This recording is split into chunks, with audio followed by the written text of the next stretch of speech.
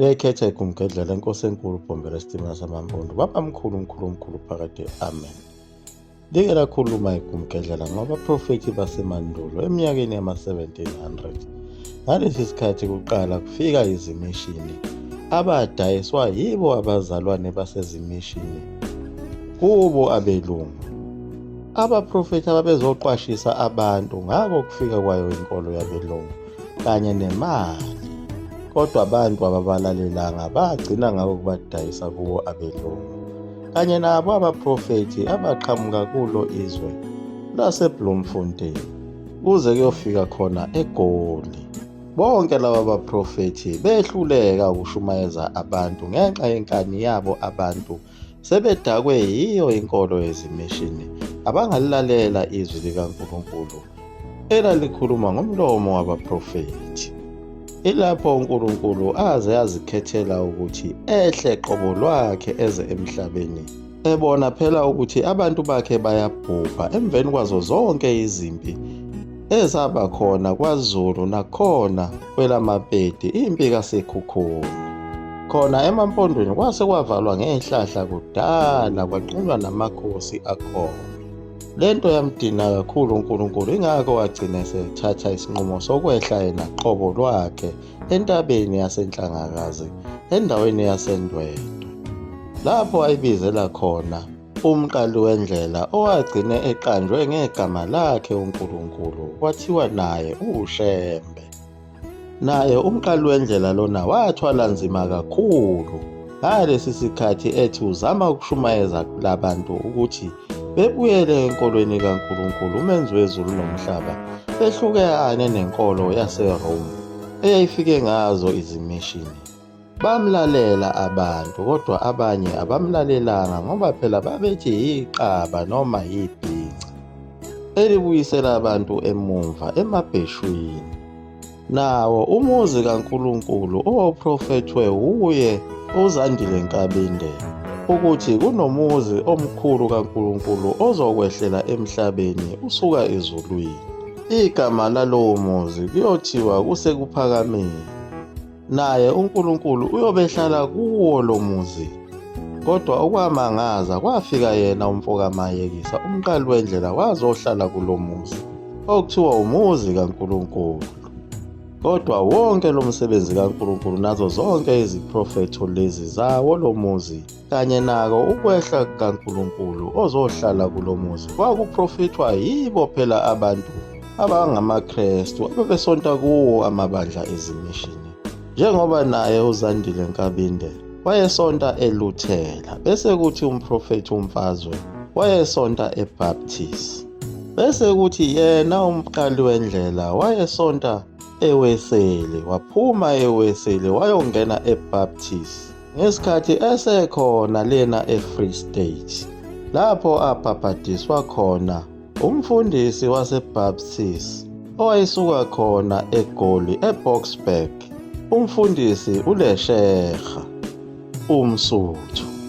Naye umqali wendlela noma wayeyinzalo yakhona kwaKhumalo, kodwa wayesefana nabo phela abeSuthu ngenxa yokuthi wayekhulele kuyo indawo yabeSuthu. Bathi noma efika kwelaseThekwini bambiza ngaye umSuthu. Inkulu indaba esebaSuthwini njengoba sekuqhamuka nangu futhi omunye umSuthu ozalelwe khona endaweni yakhona ngaseGoli eVaal, wagcina esehlala eSprings. Wena Gumgedlela uthini ngaye lo mfundisi ozibiza ngoBrother Enigma, othi leli gama waliqanjwa uNkulunkulu? Igumgedlela lithi liyakholelwa kuye lo mfundisi ozibiza ngoBrother Enigma ukuthi uyilo icebo likaNkulunkulu ukuba azobuyisela laba bantu abangamaKrestu emthethweni kaNkulunkulu, njengoba uShembe umqali wendlela wayithi ubafundisa yona le ndlela akhuluma ngayo uBrother Enigma, kodwa abanye abayivumanga le ndlela bona laba bantu abangamaKrestu ngenxa yokuthi babebenyanya uShembe, ngenxa yokuthi wayebonakala engathi uzobabuyisela emasikweni, kanti bona base bethanda kakhulu amasiko esilungu. noma uBrother Enigma kulezi zibonakaliso zakhe okungenzeka ukuthi ubuye afake olwakhe ulwazi ngokuthi uyamphika yena uShembe ngenxa yokuthi akamazi. Kodwa zonke lezi imfundiso zakhe iningi lazo izimfundiso zakhe uShembe. Cishe u-80% wazo zibona ubuNazaretha. Inkinga uBrother Enigma akazi ngobuNazaretha ukuthi njengoba ushumayela ubuNazaretha. Umuntu ongazi ngobuNazaretha umuzwa ngokuthi ethi isonto lakwaShembe, kanti akushiwo njalo, kuthiwa ibandla lamaNazaretha ngoba phela uShembe uNkulunkulu igama lakhe elaphinde laba igama likamqali wendlela, ekugcineni laphenduka isibongo sesizukulwane sakhe, okusho ukuthi leli gama lihlukene kathathu.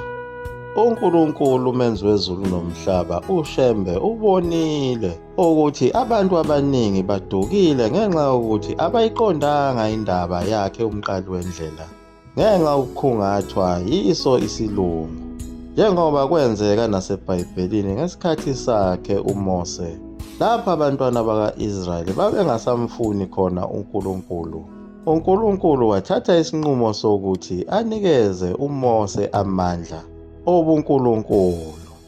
Nakulo lelizwe lase-South Africa kusenzeka futhi okufanayo njengoba sekuqhamuka lo Brother Enigma oqhamuka ngayo imithetho kaShembe ezoyifaka kuwo amaKristu, ngenxa yokuthi abantu abamnyama abamfunanga uShembe. uBrother Enigma usezohlukanisa inhloko nesixhanti ngoba uzofaka imithetho yobuNazaretha emabandleni obuKristu.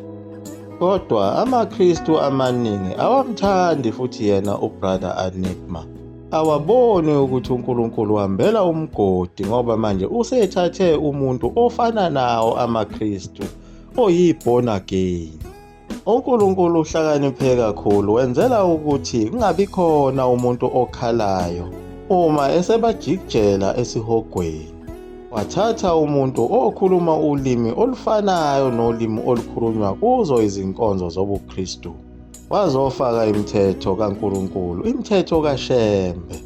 Nawo futhi amaNazaretha azosizakala ngaye uBrother Enigma ukuvuseleleka emthethweni abayinikezwa kudala uyena uShembe ohlala ekhala imihla namalanga ukuthi amaNazaretha asenza yona yini imfundiso yakhe. Naso isiprofetho sakhe umqali wendlela sokuthi umhlaba wonke uzogcina ungamaNazaretha sengathi sekusondele, kuzoqala khona lapha eSouth Africa, njengoba naye uBrother Enigma efakaza ngayo ingubo emhlophe ayibona igqokwe ngabangcwele, lena igqokwa ngamaNazaretha, kanye nako ukushuqula kwabesifazane nokumboza amakhanda nokufakwa kwazo izigqoko kwabantu besifazane. Njengoba khona eNazaretha kwenziwa konke lokhu, kufakwa izinhloko komama abashadile namakhosazana amboza amakhanda, nakhona kwabesilisa ukugundwa kwamakhanda azungezwe amaceleni, okufakazile futhi yena uBrother Enigma okuwumthetho wakhona eNazaretha, njengoba kukhona ngisho isihlabelelo esisho njalo. Nakho ukudliwa kwengulube uyakuvala uBrother Enigma, njengoba kuvaliwe kulo ibandla lamaNazaretha, kanye nako ukupenda izinzipho nemilomo nokufaka udaka ebusweni kanye nama-wave nezinkophe namazinyo egolide nemigexe yegolide nokugqoka izinto eziveza umzimba kwabesifazane namabhlukwe nezigqebhe nakubo abesilisa, njengoba uBrother Enigma ethi kumele ufase inkinobho lena esekugcineni neshethi elinemikhono emide bese ufaka ibhantshi ngaphezulu, njengoba kushumayela yena uShembe. Kuningi kakhulu okusho uBrother Enigma okumthetho wakhona eNazaretha. Okufunwa uNkulunkulu iyona imithetho yakhe, akanendaba ukuthi ubabaza igama likabani. Asazi noma amaKristu azokwazi ukuyimela le mithetho, njengoba noShembe bengamfunanga ngenxa yokuxakwa yiyo imithetho.